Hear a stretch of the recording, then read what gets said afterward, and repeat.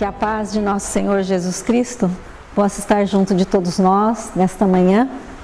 Hoje nós vamos continuar o capítulo 18, que fala sobre a obsessão. Vamos aqui encerrar, este capítulo, onde André Luiz nos traz ricos ensinamentos, E André Luiz aqui descreve a movimentação que ele faz com a equipe espiritual que ele acompanha junto àquela sessão mediúnica. E vale lembrar aqui para todos nós que há uma sessão mediúnica de encarnados, participando de um trabalho mediúnico. E André faz parte dos desencarnados, ele acompanha o processo, portanto, dessa reunião mediúnica, que vai aí com a colaboração daqueles que estão no plano material, no corpo físico, na experiência física, Ele vai visualizar o que está acontecendo com essa equipe espiritual que ele está participando, e ele teve essa oportunidade aí de visualizar, de fazer parte desse serviço, E Alexandre, ele está aqui colocando a lição para nós, para os encarnados. E ele diz para a gente, não pondere que o obsidiado e o obsessor são duas almas a chegarem de muito longe, extremamente ligadas nas perturbações que lhes são peculiares.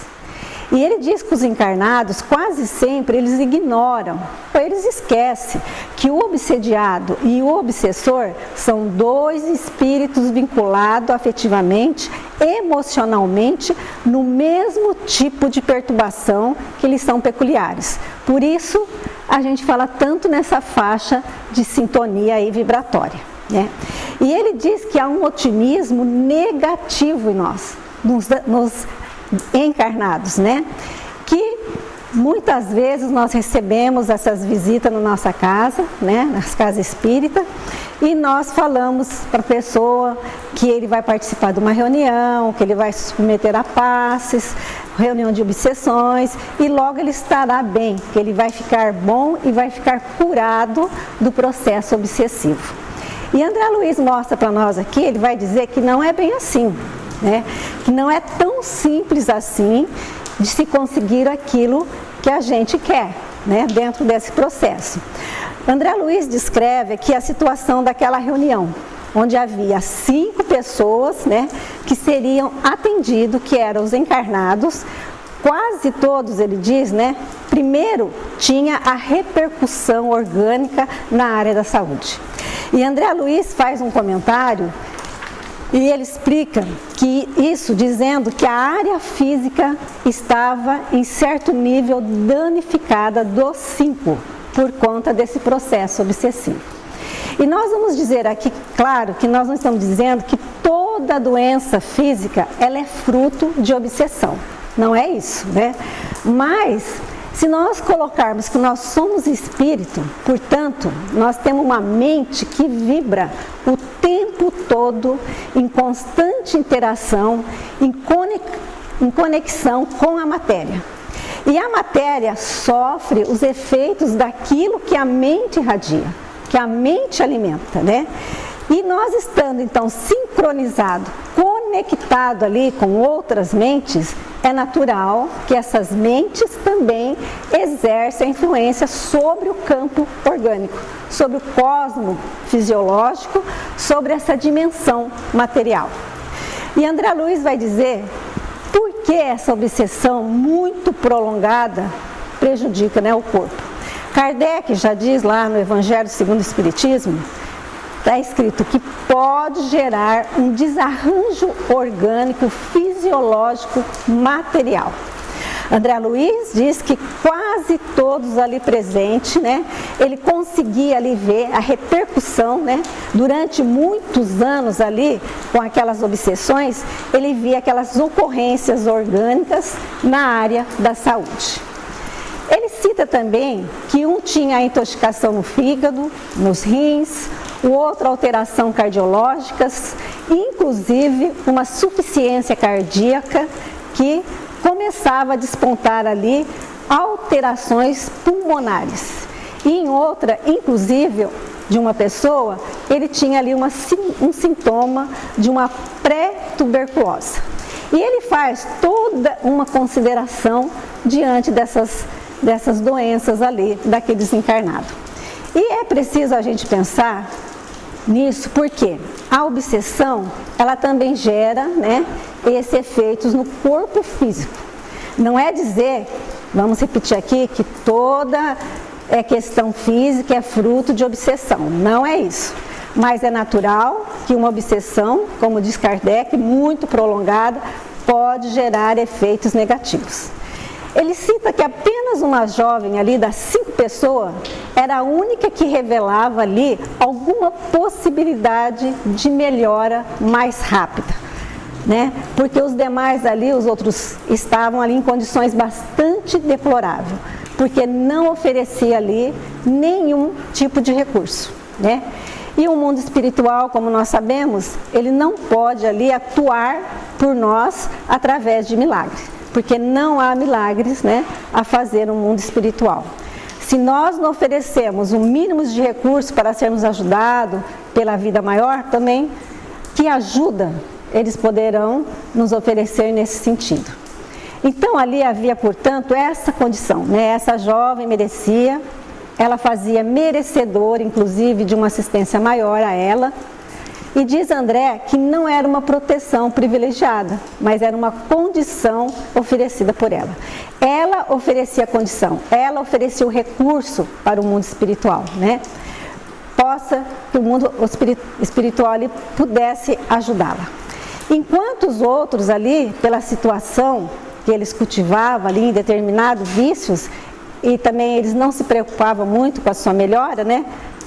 André Luiz aponta aquela jovem, né? E ele chega a dizer mesmo que aquela jovem, ela não esperava milagres da cura sem o esforço.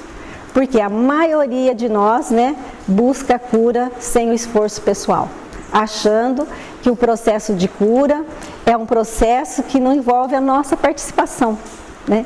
E não é assim, né? A gente fica esperando uma dádiva, a gente fica esperando alguma coisa do céu, né, para o nosso melhoramento. E André Luiz coloca aqui que depende de nós, né, mesmo, esse auxílio. E essa jovem ali, ela percebeu que remédio não é tudo para o reequilíbrio físico, para o corpo físico, né? Muitas vezes o remédio da farmácia não é tudo, né, para as nossas doenças. Ela não resolve todas as nossas dores, porque nós não podemos esquecer que nós somos carne e que a carne é a roupagem da qual o espírito se veste nesse mundo. Nós estamos vestidos pela matéria, nós estamos encobertos pela roupagem fisiológica. Mas aquilo que explode, né, aquilo que apresenta no campo físico, é o resultado de uma desarmonia que já existia no campo espiritual. Isso não quer dizer que a gente não vai tratar da matéria que foi afetada, mas é necessário também mergulharmos nessas implicações de ordem moral, de ordem espiritual, para que a questão aqui, que não há problemática orgânicas isoladamente, organicamente ou exclusivamente orgânica. Sempre há um componente moral, um componente espiritual que está embutido ali, porque o espírito é que enferma, o espírito que é doente, através do seu corpo, porque não há corpo sem espírito. E o nosso corpo, de alguma forma, é uma soma, é um resultado de tudo aquilo que o espírito cultiva internamente, né? O que ele cultivou internamente no seu passado próximo ou no seu passado remoto. André Luiz também vai dizer aqui do doutrinador encarnado. E ele fala que uma entidade aqui se manifesta através da médium, né, da entidade, e aí começa a dialogar, inspirado pelos espíritos ali presentes. André Luiz fala sobre essa irradiação de sentimentos que o doutrinador tinha e que o espírito, né, a maioria das vezes, né, lógico, ele se preocupa, ele se sensibiliza com a radiação do sentimento. muito mais do que do palavreado, né? Das palavras, do discurso, né? Com a palavra. Ele se sensibiliza, o espírito se emociona mais pela radiação de sentimentos, que vai dizer, pela intenção, pelo sentimento envolvido que o doutrinador encarnado ali, ele coloca na questão. E aí, há um momento ali, uma movimentação para encerrar a reunião. Aí eles fazem as preces e etc. Os encarnados se levantam e vão embora. E alguns pacientes ali, ou seja, aquelas vítimas de obsessão ali,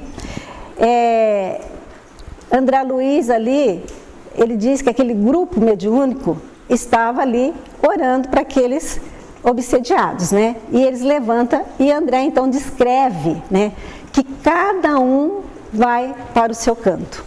E as obsessões ali são retomadas, uma a uma espécie de retomada das obsessões. E por que acontece isso? Porque as criaturas permanecem com os mesmos valores, né? André Luiz fica admirado, ele fica até ali sensibilizado com aquilo, né? Querendo uma cura de fora para dentro, né? Uma cura exterior, uma cura ali, como nós já dissemos, que é uma graça que ela recebe, né? E aí o que acontece, né? Com essa participação interna de cada um retorna os seus processos obsessivos convencionais. E André Luiz, como nós dissemos, ele fica bastante intrigado com isso, comovido, sensibilizado com essas questões físicas de cada um. E ele chega a perguntar para Alexandre dessa cura do corpo de cada um. E Alexandre responde com um discurso belíssimo para ele, asseverando a importância do esforço pessoal, o querer da vontade dos encarnados. Aqueles que estão afetados no campo físico com uma problemática orgânica. E ele pergunta o que fazer diante disso.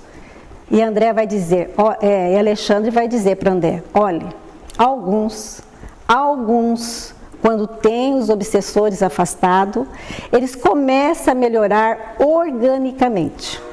Os antigos obsessores, que agora se tornam espíritos simpáticos para eles, podem voltar-se para eles e, desejando recuperar-se de parte do que eles fizeram eles sofrer, se torna ali os verdadeiros benfeitores deles, a ponto de colaborar, de restaurar a saúde.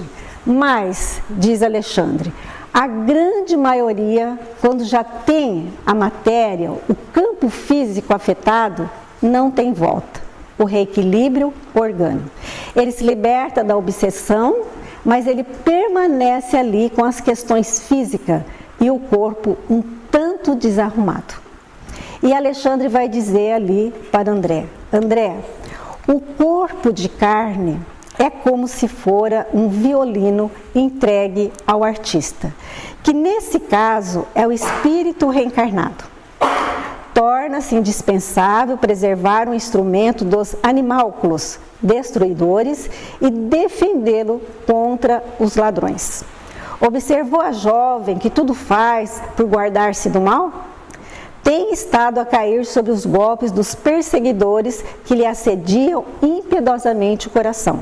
Entretanto, como alguém que atravessa longa e perigosa senda sobre o abismo, confiante em Deus, ela tem recorrido à prece.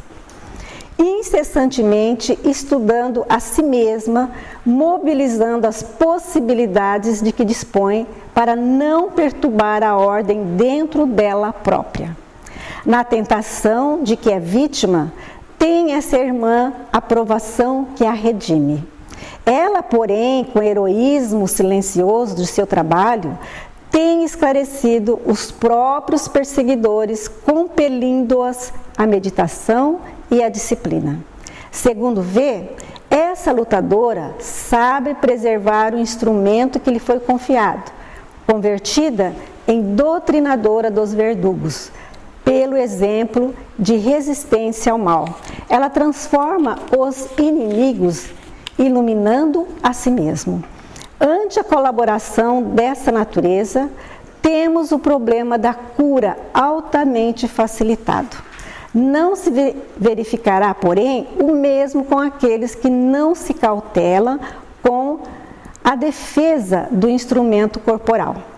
Entregue aos malfeitores, o violino simbólico a que nós referimos pode permanecer semidestruído e, ainda que seja restituído ao legítimo possuidor, não pode atender o trabalho da harmonia com a mesma exatidão de outros tempos. Um Stradivarius, quer dizer, um violino famoso, ele pode ser autêntico, mas não se fará sentir com as cordas rebentadas. Como vemos, os casos de obsessão apresentam complexidades naturais e na solução deles não podemos prescindir o concurso direto dos interessados. Então, não há resolução do processo obsessivo se não há colaboração dos encarnados. E é natural a gente pensar que o espírito obsessor, normalmente, ele é um espírito muito magoado, ele é um espírito infeliz, que já sofreu muito. E ele toma ali a justiça com as próprias mãos, né? E agora ele vai investir ali contra aquele que foi o algoz no passado e que agora se constitui ali a sua vítima atual. O erro do obsessor é tomar a justiça com as próprias mãos. Ele quer fazer justiça com as próprias mãos. Mas é compreensível também nós pensar que é difícil para eles, né? É o lado humano, às vezes demasiadamente humano. Muitas vezes nós apegamos nesse lado humano e não aceitamos algumas perdas. A perda afetiva, a perda patrimonial, a perda do corpo físico, muitas vezes por um assassinato. Todos os sonhos que eu investi numa vida material, olha o apego, e nós temos o apego material realmente, né? E aquele fio foi cortado ali, de uma hora para outra, sob a ação perversa de alguém. E se eu não tenho uma estrutura emocional, se eu não me habituei para a reflexão, eu posso me tornar um obsessor, daquele que frustrou as minhas ambições materiais, os meus anelos materiais, né? A concretizar ali uns planos meus da vida material. Planos esses que não têm garantia nenhuma que seriam realizados, mas que muitas vezes nós colocamos isso na nossa cabeça. E isso é muito importante para todos nós pensarmos, que os instrutores aqui espirituais estão passando para nós, né? Eles estão passando essas lições para que a gente, os encarnados, né, possa mudar as nossas atitudes, né, através do amor, né, através da solidariedade, auxiliando, né? Eles dizem para nós nessas lições, como várias dicas, colocando, chamando a atenção acerca também da reunião mediúnica, da harmonia, da sintonia vibratória espiritual, né? O concurso dos encarnados, e mais que tudo isso os instrutores estão chamando sempre atenção para a responsabilidade é nossa, a responsabilidade é nossa. A obsessão não se soluciona a passe de mágica, né? Imaginemos aqui que eu cometa um crime para alguém. Eu vou lá, destruo alguém, mato alguém, né? E amanhã eu vou num tratamento, num centro espírita e estou livre. Pronto, já fiquei livre dos meus problemas espirituais. Não é assim, né? Não é que o tratamento espiritual, que o passe, que o recurso, o auxílio da misericórdia divina não seja bom. É importante para nós, né? É claro e é de grande utilidade para o nosso apaziguamento. Mas nós temos que pensar que não é só isso. Só isso não resolve. Porque senão o que acontece? Eu engano as leis de Deus, eu faço mal às pessoas e depois eu vou tomar passe. Eu prejudico alguém, eu destruo a vida de alguém, depois eu vou fazer um tratamento espiritual para me fortalecer? Não é bem assim. Nós sabemos que não existe isso nas leis do universo. Senão nós estamos aí brincando, nós estamos driblando as leis de Deus, né? Eu consigo tirar vantagem, eu passo a perna no outro, eu consigo todas as vantagens de uma vida desonesta, aí eu vou para o centro, né, e vou me fortalecer, né, lá no centro, para que nada de ruim aconteça para mim. Que raciocínio é esse que nós temos? Que pensamento ainda é esse que nós fazemos, né? Não há obsessão se não existe uma mente que lhe dê guarida. E essa mente, ela deu guarida, por quê? Pelos valores morais que ela acumulou. Então é necessário, né, que ela rompe esses valores para ir atrás de outros valores para ela poder se fortalecer. E aí sim, né, aí sim há esse fortalecimento, há esse tratamento, né, fortalecer, se imunizar, como também resgatar os débitos que nós tivemos, né? Vamos aí resgatar os débitos que a gente contraiu, esses débitos morais que contraímos contra outras pessoas e que nós abrimos aí esse processo obsessivo. Então é toda essa lição, né, que esse capítulo traz para nós sobre os obsediados, né, que os encarnados têm que ficar mais atentos, nós temos que modificar os nossos valores para que nós possamos aí ajudar a espiritualidade. E André Luiz diz que o assunto sugeria grandes e belas interrogações, mas as exigências outras requisitavam-nos mais além. Alexandre dispôs-se a partir, despedindo-se afetuosamente dos cooperadores, e acompanhei-o em silêncio, meditando na grandeza das mínimas disposições da justiça divina. Que a paz de Jesus possa estar junto de todos nós. E a semana que vem nós vamos iniciar o capítulo 19.